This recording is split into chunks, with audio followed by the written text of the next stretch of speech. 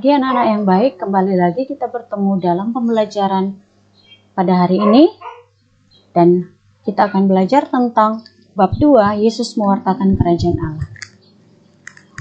Terlebih dahulu marilah kita berdoa. Dalam nama Bapa dan Putra dan Roh Kudus. Amin. Allah Bapa yang Maha Besar, pandanglah kami umat-Mu yang menyatukan hati untuk mengangkat pujian dan juga ucapan syukur atas penyertaan-Mu dalam keseluruhan hidup kami. Bukalah hati dan pikiran kami, agar mampu menangkap misteri karya keselamatan-Mu yang Engkau nyatakan melalui Putra-Mu Yesus Kristus, Tuhan dan Juru Selamat kami, yang bertahta dan berkuasa dalam kerajaan-Mu kini dan sepanjang masa. Amin. Dalam nama Bapa dan Putra dan Roh Kudus. Amin. Baik, kita masuk pada materi yang pertama pada bab 2 dan menjadi tema yang ketiga. Kerajaan Allah sebagai pokok pewartaan Yesus. Nah, di sini ada 3 paham kerajaan Allah menurut bangsa Israel pada zaman Perjanjian Lama, yaitu kerajaan Allah yang bersifat politis, bersifat apokaliptis, bersifat yuridis religius. Kerajaan Allah yang bersifat politis beranggapan bahwa kerajaan Allah yang damai dan sejahtera hanya akan terwujud bila Allah tampil sebagai seorang tokoh politik yang dengan gagah berani mampu memimpin bangsa Israel melawan penjajah Romawi dan para penindas rakyat. Sedangkan kerajaan Allah yang bersifat apokaliptis ini memandang bahwa kerajaan Allah akan tercapai bila Allah menunjukkan kuasanya dengan menggoncangkan kekuatan-kekuatan langit dan bumi. Pada saat itulah Allah akan membangkitkan suatu dunia baru. Dan mereka menganggap penderitaan yang dialami bukan akhir segala-galanya. Kelak pada akhir zaman, Allah akan menegakkan kerajaannya dan membebaskan manusia dari segala penderitaan. Nah, dan yang terakhir, bersifat yuridis religius. Nah, Allah sekarang sudah meraja secara hukum, sedangkan pada akhir zaman Allah menyatakan kekuasaannya sebagai Raja semesta alam dengan menghakimi sekalian bangsa. Mereka memandang hukum Taurat sebagai wujud kekuasaan Allah yang mengatur manusia.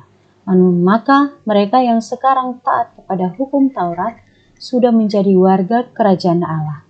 Tetapi jika tidak melakukan apa yang dituntut dalam hukum Taurat, mereka tidak akan mendapat bagian dalam kerajaan Allah.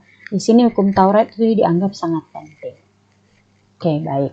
Nah, sekarang kita melihat tentang pengertian kerajaan Allah. Kata kerajaan Allah bukan berarti daerah kekuasaan Allah, melainkan Allah sendiri yang tampil sebagai raja. Ya. Nah, kita lihat di sini konsep kerajaan Allah menurut Yesus. Kalau tadi menurut orang Israel, ya, bangsa Israel. Nah, kerajaan Yesus itu tidak merupakan kelanjutan tahta Daud atau kerajaan jasmania di bumi, ya. Tetapi lebih merupakan suatu kerajaan rohania. Nah, kerajaan Allah berhubungan dengan pemerintahan Allah di dalam hati. Kerajaan itu dipimpin oleh raja yang lebih tepat disebut Bapa. Nah, kerajaan itu bersifat persaudaraan sesama anak Tuhan atau murid Yesus.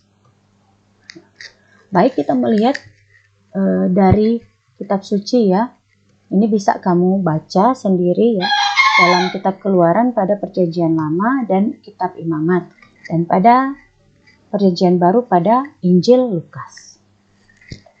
Nah, di sini dapat dikatakan bahwa ada ciri khas pewartaan Yesus. Yesus mewartakan kerajaan Allah. Ciri khasnya seperti ini ya. Kedatangan Allah sebagai Raja Penyelamat dinyatakan akan terjadi dengan segera. Kemudian pewartaan kerajaan Allah adalah pewartaan kerahiman Allah, dan karena itu merupakan warta pengharapan. Kerajaan Allah berarti Allah turun tangan untuk menyelamatkan, untuk membebaskan dunia secara total dari kuasa kejahatan. Pewartaan Yesus mengenai kerajaan Allah ditujukan kepada pertobatan manusia. Ia memanggil orang supaya siap siaga menerima kerajaan Allah bila datang. Jadi harus bertobat ya.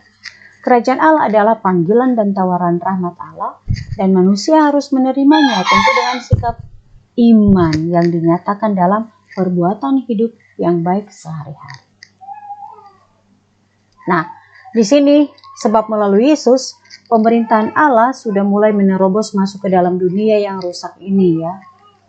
Sejak kedatangan Yesus, lebih-lebih sejak kebangkitannya, dan sejak turunnya Roh Kudus atas orang-orang yang percaya kepada Allah, Allah mulai meraja di bumi. Ia mulai meraja dengan sepenuh-penuhnya baru dalam diri Yesus, ya. Sebab hanya Dialah yang seluruhnya dirajai Allah.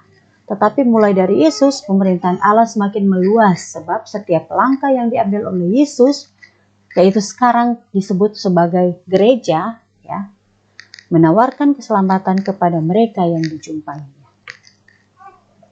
Nah, untuk menjadi warga kerajaan Allah, kita dapat belajar dari sabda bahagia yang diwartakan Yesus sendiri, yaitu dalam hidup sepenuhnya kita harus menyandarkan diri kepada kekuatan Allah sebagai satu-satunya sumber kekuatan. Untuk itu kita harus rela melepaskan raja-raja yang lain seperti harta, kehormatan. Rela pula mempertaruhkan segala-galanya termasuk diri sendiri demi sang raja yaitu Kristus. Menjadi bahan refleksi bagi kita. Kira-kira apa yang akan kita lakukan jika bertemu dengan orang-orang seperti ini? Ya, tunawisma, pengemis.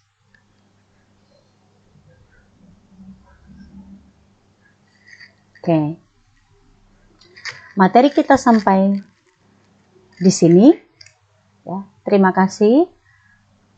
Kalian sudah menyimaknya dengan baik. Jangan lupa minggu depan ulangan harian yang pertama. Silakan pelajari materi-materi yang sudah diajarkan. Materi 1 sampai 3. Oke? Nah, baik anak-anak, mari kita tutup dengan berdoa kemuliaan. Dalam nama Bapa dan Putra dan Roh Kudus. Amin. Kemuliaan kepada Bapa dan Putra dan Roh Kudus, seperti pada permulaan, sekarang, selalu, dan sepanjang segala abad. Amin. Dalam nama Bapa dan Putra dan Roh Kudus. Amin. Terima kasih, salam sehat, sampai jumpa. Dadah.